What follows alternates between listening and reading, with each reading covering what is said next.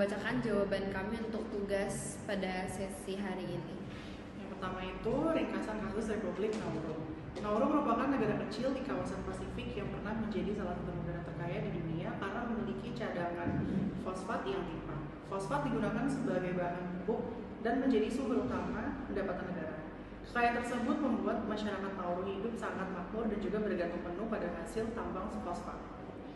Akan tetapi, pemerintah Nauru tidak mengelola kekayaan tersebut secara berkelanjutan.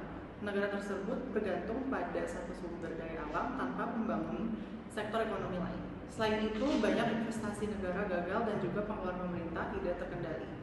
Ketika cadangan fosfat sudah mulai habis, ekonomi Nauru langsung mengalami pemunduran drastis. Penambangan fosfat juga menyebabkan kerusakan lingkungan yang sangat parah sehingga sebagian besar di wilayah Nauru tidak dapat digunakan untuk pertanian maupun pembangunan. Akibatnya, Nauru mengalami kebangkrutan, tingkat pengangguran meningkat, dan juga negara menjadi bergantung pada bantuan dari negara lain seperti Australia. Nomor 2, bagaimana Hobbes memandang manusia, warga Nauru, sebagai anggota masyarakat. Menurut Thomas Hobbes, manusia pada dasarnya memiliki kepentingan pribadi dan cenderung mengejar keuntungan untuk dirinya sendiri. Jika tidak ada kekuasaan negara yang kuat, maka manusia dapat bertindak semaunya dan menimbulkan kekacauan dalam masyarakat. Dalam kasus masyarakat Nauru, Hobbes kemungkinan melihat bahwa warga dan pemerintah terlalu fokus menikmati kekayaan fosfat tanpa memikirkan masa depan negara.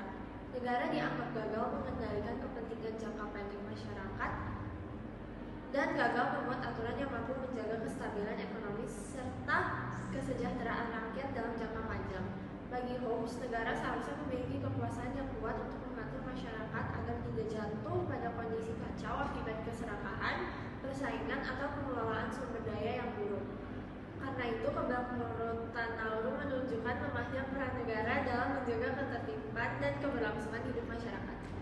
Sekarang kita masuk ke nomor 3, mengapa kebangkrutan Nauru tidak mencapai tujuan negara menurut Plato, Aristoteles, Hobbes, dan Rousseau.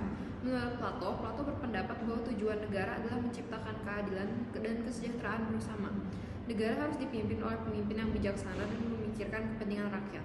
Dalam kasus Nauru, kekayaan negara tidak dikelola dengan baik sehingga rakyat justru mengalami kesulitan ekonomi dan kerusakan lingkungan. Oleh karena itu, tujuan negara menurut Plato tidak tercapai. Menurut Aristoteles mengatakan bahwa negara bertujuan menciptakan kehidupan yang baik bagi masyarakat. Setelah mengalami kebangkrutan, masyarakat Nauru menghadapi berbagai masalah seperti pengangguran, ketergantungan ekonomi, dan juga menurunnya kualitas hidup. Hal ini menunjukkan bahwa negara gagal memberikan kehidupan yang baik bagi rakyatnya. Menurut Hobbes, tujuan negara adalah menciptakan keamanan dan stabilitas masyarakat.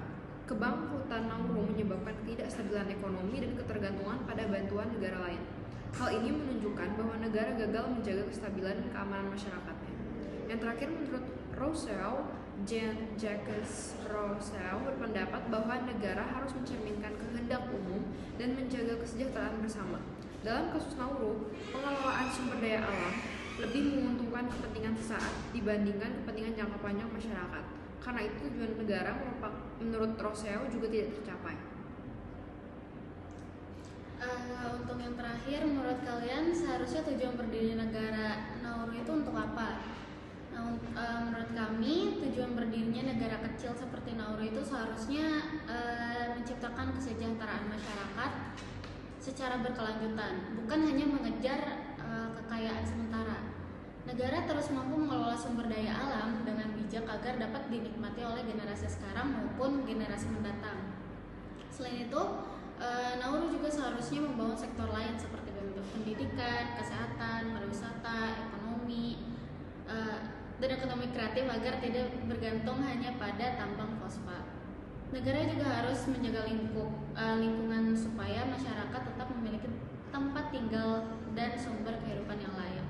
Dengan begitu, tujuan negara tidak hanya menjadi kaya, tetapi juga menciptakan masyarakat yang aman, sejahtera, mandiri, dan memiliki masa depan yang baik.